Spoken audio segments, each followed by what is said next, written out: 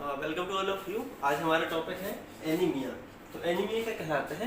Anaemia को हम बोलते हैं ब्लड का अगर हमारी बॉडी में कम हो जाता है, खून की कमी को हम लोग एनीमिया बोलते हैं। तो खून की कमी हम लोग कैसे देखते हैं कि किसी पर्सन में खून की कमी है, तो उसको हम लोग लैब में टेस्ट करते हैं। तो लैब में हम लोग टेस्ट करते हैं अगर से तो किसी पर्सन में HB, SCT और RBC काउंट अगर से लो आता है। HB मतलब होता है हमारा हीमोग्लोबिन।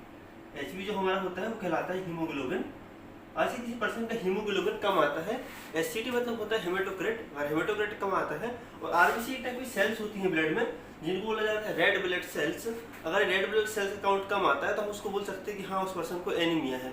तो एनीमिया का टाइप का होता है जैसे कि हम लोग देखें, जैसे मैंने अभी वर्ड में ड्रॉ किए हैं, माइनर, मॉडरेट और सीवियर एनीमिया। अगर से किसी पर्सन का HB 10 से 12 के बीच है तो उसको बोल देंगे माइनर एनीमिया है करके उसको। किसी पर्सन का HB 6 से 10 के बीच में है तो उसको हम लोग बोलेंगे मॉडरेट एनीमिया है। और किसी का अगर लेस देन 6 अगर से हीमोग्लोबिन आता है तो उसको बोलेंगे कि उसको सीवियर एनीमिया है। तो सीवियर एनीमिया केस में पर्सन को बहुत इमीडिएट ब्लड चढ़ाना पड़ता है हमको, ठीक है।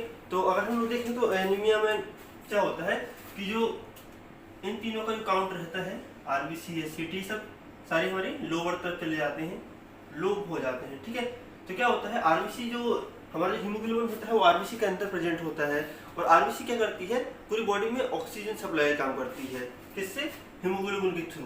तो हीमोग्लोबिन जो होता है वो ऑक्सीजन से बाइंड होता है और ऑक्सीजन क्या करती है, पूरी बॉडी में ऑक्सीजन पहुंचती है। और ऑक्सीजन जो होता है वो पूरी बॉडी में एनर्जी प्रोडक्शन का काम करवाता है। मतलब अगर बॉडी में एनर्जी प्रोडक्शन होनी है, हमारी बॉडी को एनर्जी चाहिए है उसकी नॉर्मल काम करने के लिए, तो उसको ऑक्सीजन की जरूरत पड़ेगी, ठीक है। तो अगर से किसी पर्सन को अगर एनीमिया हो जाता है तो उसमें बहुत सारे सिम्टम्स हमको देखने के लिए मिलते हैं, जैसे कि उसको जल्दी से थकान लग जाना, उसकी सांस फूलना, चढ़ने उतरने में, सीढ़ी में और चलने में। कई बार ऐसा होता है कि थोड़ा दौड़ नहीं सकता है, अगर दौड़ेगा तो भी उसको थकान हो जाती है करके, हेडेक होना उसको, उसकी स्किन जो होती है वो पेल कलर की हो जाती है, उसको हेडेक होती है करके।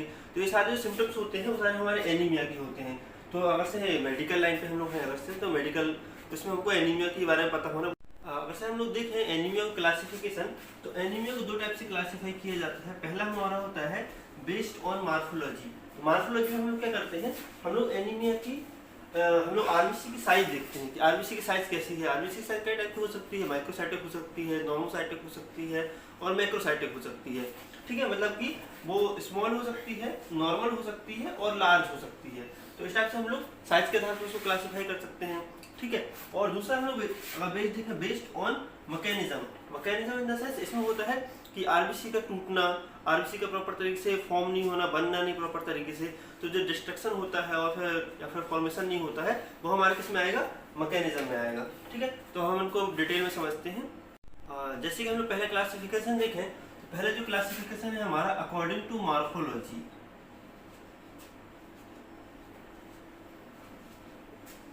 पहला जो हमारे एनीमिया क्लासिफिकेशन होता है वो अकॉर्डिंग टू मार्फोलॉजी होता है। इसमें हम लोग देखें अगर से तो मेन 3 टाइप से हम लोग क्लासीफाई करते हैं एनीमिया को, ठीक है। अगर से अकॉर्डिंग टू मार्फोलॉजी देखें हम लोग तो इसमें 3 टाइप से क्लासिफिकेशन करते हैं हम लोग। पहला होता है माइक्रोसाइटिक एनीमिया, दूसरा होता है नॉर्मोसाइटिक एनीमिया और तीसरा हमारा होता है मैक्रोसाइटिक एनीमिया। तो माइक्रोसाइटिक एनीमिया में जो सेल्स होती है वो थोड़ी छोटी हो जाती है। नॉर्मल जो RBC का साइज होता है वो हमारा होता है 7.2 माइक्रोन, और जो इसका MCV की जो वैल्यू होती है वो हमारी होती है 80 to 100 FL, ठीक है। MC की वैल्यू से हम लोग पता करते हैं कि RBC के साथ छोटा है या बड़ा है। कई बार हम लोग क्या करते हैं, जब हम लोग देखते हैं स्मीयर देखते हैं तो स्मीयर में हमको प्रॉपर तरीके से दिखती है कि साइज नॉर्मल है, बड़ी है, छोटी है। लेकिन अगर से हम लोग CBCS करते हैं, कंप्लीट ब्लड सेल काउंट जो टेस्ट होता है हमारे पैथोलॉजी में, CBCS हम करते हैं तो उसमें एक पैरामीटर होता है मीन कार्पुस्कुलर वॉल्यूम, जो कि 80 से 100 नॉर्मल होता है। अगर 80 से कम आता है मीन कार्पुस्कुलर वॉल्यूम तो हम लोग बोल सकते हैं उसको माइक्रोसाइटिक एनीमिया है। 80 और 100 के बीच पे आता है तो बोल सकते हैं कि नॉर्मोसाइटिक एनीमिया है। और अगर से मोर देन 100 आता है तो हम लोग उसको बोलेंगे मैक्रोसाइटिक एनीमिया है। तो हम जैसे लिख लेते हैं, मार्फोलॉजी के आधार पर 3 टाइप से क्लासिफाई कर सकते हैं। पहले कर सकते हैं माइक्रोसाइटिक,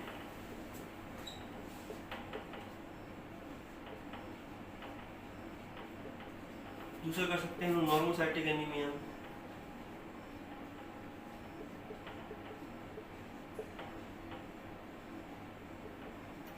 तीसरा हम कर सकते हैं मैक्रोसाइटिक एनीमिया।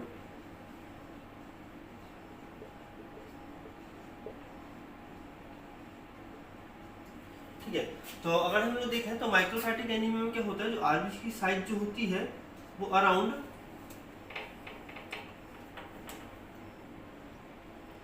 आरबीसी की साइज होती है वो अराउंड 4 माइक्रोन होती है, और नॉर्मल में देखें अगर हम लोग तो हमारी जो आरबीसी की साइज होती है वो लगभग 7.2 माइक्रोन साइज होती है,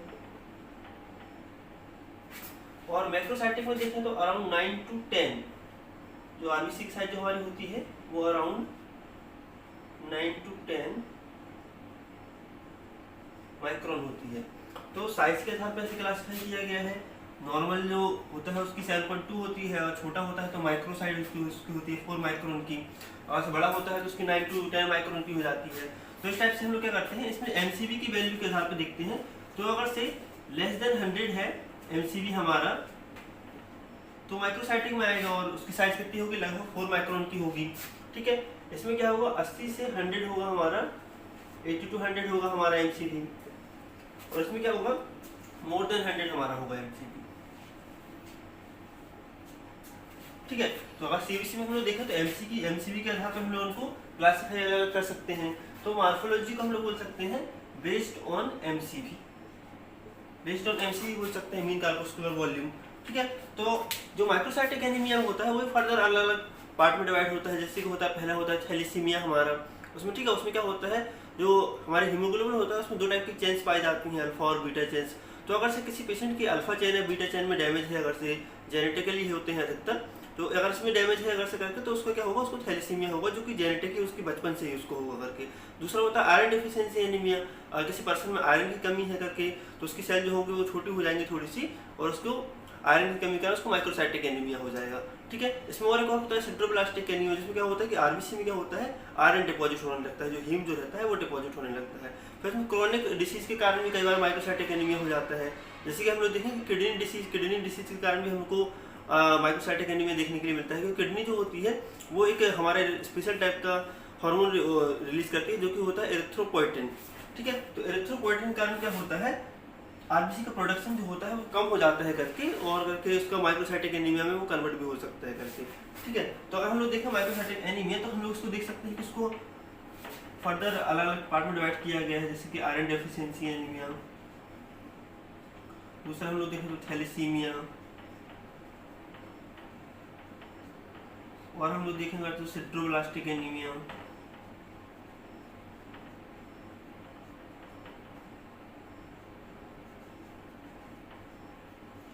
तो माइक्रोसाइटिक को इस टाइप से अलग अलग पार्ट में डिवाइड किया गया है। हम लोग देखें नॉर्मोसाइटिक एनीमिया, तो नॉर्मोसाइटिक एनीमिया में क्या होता है, आरबीसी का साइज जो रहता है वो लगभग नॉर्मल रहता है। ठीक है, और जो उसका शेप रहता है वो भी नॉर्मल ही होता है। लेकिन इसमें क्या होता है, इसमें हम लोग देखते हैं कि अगर पेशेंट में हीमोलाइसिस हो रही है अगर से, तो इसमें क्या होगा, रेड काउंट बढ़ जाएगा। अगर से क्या होता है, कई बार क्या होता है कि हमारी जो बोन मैरो होती है वो बोन मैरो से मतलब ब्लड ही बना ही नहीं पाती है, तो क्या होता है, तो भी सेल का साइज तो नॉर्मल ही रहता है, लेकिन जब बोन सेल्स ही नहीं रहेंगे अगर से, तो क्या होगा कि हमारा जो रहेगा आरबीसी काउंट कम हो जाएगा, तो एचबी भी कम हो जाएगा, तो हमको एनीमिया हो जाएगा। ठीक है, तो हम लोग देखें नॉर्मोसाइटिक एनीमिया में, तो इसमें हम लोग बोल सकते हैं अगर से हमारी रेटिक काउंट अगर से जो है, रेटिक सेल जो होती है अगर से ज़्यादा है अगर से, तो क्या होगा, हमारा हीमोलाइटिक एनीमिया होगा इसमें।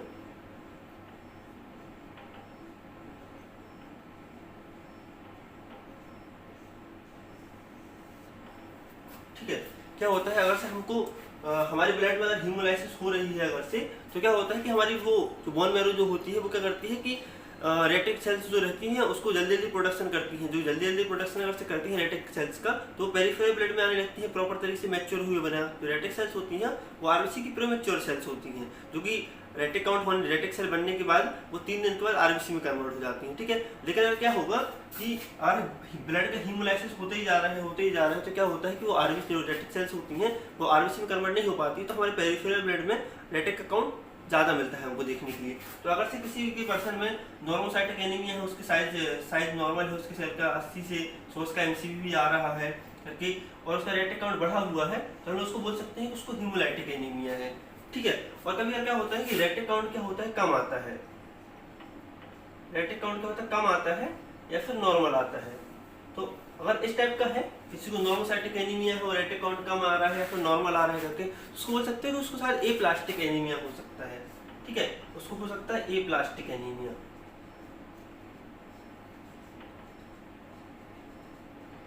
ये प्लास्टिक एनीमिया में क्या होता है, जो हमारी बोन मैरो होती है वो सेल का बनाना ही बंद कर देती है, मतलब आरबीसी का प्रोडक्शन करना बंद कर देती है, जिसके कारण क्या ये प्लास्टिक एनीमिया हो जाता है। अब हम लोग देखें अगर से मैक्रोसाइटिक एनीमिया, तो इसमें क्या होता है, सेल का जो साइज होता है आरबीसी का हमारा वो थोड़ा सा बढ़ जाता है, मतलब 9 to 10 माइक्रोन का हो जाता है, और एमसीवी जो होता है वो हमारा तो मोर देन 100 देखने के लिए मिलता है। ठीक है, तो जो मैक्रोसाइटिक एनीमिया होता है इसको हम लोग दो पार्ट में डिवाइड कर सकते हैं। पहला होता है मेगेलोब्लास्टिक एनीमिया,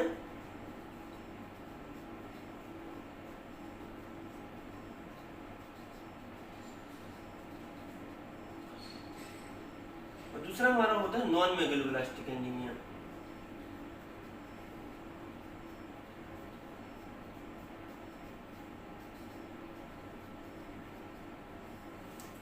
मेगेलोब्लास्टिक एनीमिया में क्या होता है, जो आरबीसी हमारी होती है वो साइज में बड़ी मिलती है, हमको करीब 9 to 10 माइक्रोन की मिलती हैं। ठीक है, मेगेलोब्लास्टिक एनीमिया में, और इसमें जो आरबीसी जो हमारी होती है वो साइज में बड़ी होती हैं, लेकिन वो इमेच्योर्स होती हैं, जो कि हमको पेरिफेरल ब्लड में देखने के लिए मिलती हैं, और साथ में हमको हाइपर सेगमेंटेड न्यूट्रोफिल्स भी देखने के लिए मिलती हैं मेगेलोसाइटिक एनीमिया में। ठीक है, और जो नॉन मेगेलोसाइटिक एनीमिया होता है इसमें जो हमारी आरबीसी होती है वो बड़ी देखने के लिए मिलती है, लेकिन वो मैच्योर आरबीसी हमको बड़ी देखने के लिए मिलती है, और इस टाइप की कंडीशन जो होती है वो एल्कोहलिज्म में होती है। मॉर्फोलॉजी के आधार पर क्लासिफिकेशन देखा, अब हम लोग देखेंगे इसका classification on the basis of classification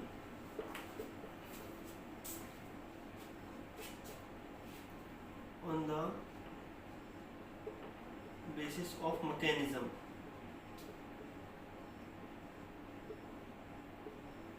classification on the basis of mechanism, इसको हम लोग बोलते हैं फिजियोलॉजिकल क्लासिफिकेशन ही बोलते हैं इसको हम लोग, फिजियोलॉजिकल क्लासिफिकेशन या फिर इटियोलॉजिकल भी बोलते हैं। ठीक है, या फिर इसको हम लोग बोलते हैं कॉज के आधार पे। कॉज इन द सेंस कि क्या कॉज हो सकता है जिसके कारण क्या हो रहा है, एनीमिया हो रहा है। ठीक है, तो classification on the basis of mechanism, इसको फिजियोलॉजिकल भी बोलते हैं, इटियोलॉजिकल भी बोलते हैं, या फिर कॉज के आधार पे ही बोलते हैं। तो इतने टाइप सारे टाइप के नाम है इसके एक्चुअली। ठीक है, तो इतने टाइप से क्लासिफिकेशन हम लोग देखते हैं। तो पहला अगर इसमें हम लोग देखें, इसमें पहला होता है ब्लड लॉस। ठीक है, अगर किसी पर्सन को ब्लड लॉस हो रहा है, ब्लड लॉस हो गया है करके, तो उसमें भी उनको एनीमिया देखने के लिए मिलता है। तो ब्लड लॉस कैसे हो सकता है, अगर किसी पर्सन का एक्सीडेंट हो गया है, अगर किसी पर्सन का एक्सीडेंट हो गया है तो उसको ब्लड लॉस देखने के लिए हमको मिल सकता है। अगर किसी पेशेंट की सर्जरी होनी है, अगर किसी पेशेंट की सर्जरी होनी है तो उसमें ब्लड लॉस देखने के लिए हमको मिल सकता है। अगर किसी पेशेंट को कैंसर है, इंटेस्टाइनल कैंसर, इंटेस्टाइन का अगर से किसी पर्सन को कैंसर है, इंटेस्टाइनल कैंसर में हमको क्या कहता है, ब्लड लॉस देखने के लिए मिल सकता है। ठीक है, और क्या हो सकता है, पैरासाइटिक इन्फेक्शन अगर किसी को होगा, अगर किसी को पैरासाइटिक इन्फेक्शन है तो भी हमको ब्लड लॉस देखने के लिए मिल सकता है। किसी को अल्सर है अगर से इंटेस्टाइन में, ठीक है, अगर किसी को अल्सर है, पैरासाइटिक इन्फेक्शन है, कैंसर है, अगर इंटेस्टाइन का, सर्जरी हो रही है या फिर एक्सीडेंट हुआ है, तो इन सारी कंडीशन में क्या होता है, हमको ब्लड लॉस देखने के लिए मिलता है, जो कि एनीमिया का कारण बन सकता है करके। ठीक है, और अगर से हम लोग देखें कई बार क्या होता है, प्रोडक्शन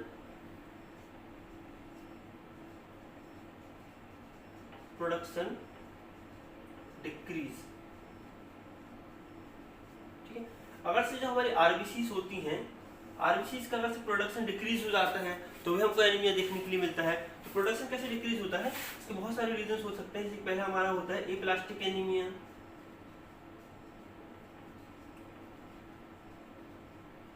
क्या होता है एप्लास्टिक एनीमिया में, क्या होता है कि जो सभी टाइप की सेल्स होती हैं ब्लड की, RBC, WBC, platelet, bone marrow सभी टाइप की सेल्स को बनाना बंद कर देती है, जिसके कारण क्या होता है, आरबीसी का जो प्रोडक्शन होता है वो रुक जाता है करके। ठीक है, तो इस टाइप के एनीमिया को हम लोग एप्लास्टिक एनीमिया बोलते हैं। कई बार क्या होता है कि अगर से आयरन की डेफिशिएंसी है, अगर किसी पर्सन में आयरन की डेफिशिएंसी है अगर से, तो क्या होगा, प्रोडक्शन जो रहेगा वो भी डिक्रीज हो जाएगा आरबीसी का। किसी में विटामिन बी12 की डेफिशिएंसी है किसी पर्सन में अगर से, या फिर फॉलिक एसिड की डेफिशिएंसी है, तो भी क्या होगा, आरबीसी प्रोडक्शन डिक्रीज हो जाएगा। तो इन सारी कंडीशन में आरबीसी प्रोडक्शन को डिक्रीज मिलता है। और इसका एक और टाइप का क्लासिफिकेशन होता है, जो कि अगर हम देखें अगर से, तो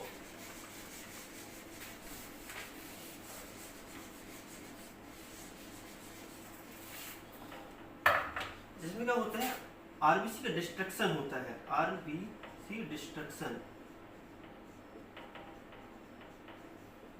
मतलब कि आरबीसी का टूटना, बहुत सारे रीजन से आरबीसी का टूटना हो सकता है। पहला हो सकता है हीमोलाइसिस हो सकता है, अगर किसी को पैरासाइटिक इन्फेक्शन है अगर से करके, या फिर आरबीसी प्रॉपर तरीके से मैच्योर नहीं हुई है, तो इस टाइप की कंडीशन में क्या होता है, अगर इमेच्योर आरबीसी रहती हैं,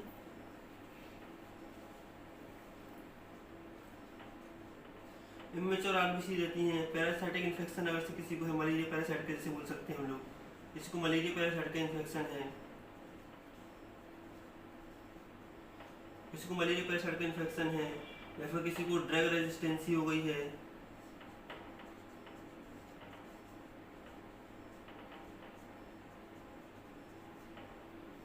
कोई ड्रग से रेजिस्टेंस अगर से होता है, तो इन सब कंडीशन में क्या होता है, हमको आरबीसी का डिस्ट्रक्शन देखने के लिए मिलता है। ठीक है, तो डिस्ट्रक्शन और प्रोडक्शन और हमारा जो होता है डिक्रीज प्रोडक्शन। ठीक है, डिक्रीज प्रोडक्शन होता है, डिस्ट्रक्शन होता है, ब्लड लॉस होता है, सारे क्या होता है हमारे मैकेनिज्म में आते हैं। मैकेनिज्म मतलब कि आरबीसी की जो मैकेनिज्म या फिर फिजियोलॉजी या फिर उसकी इटियोलॉजी या फिर कॉज के कारण एनीमिया क्रिएट होते हैं करके। जैसे अभी दो टाइप के हमारे क्लासिफिकेशन हो गए। ठीक है,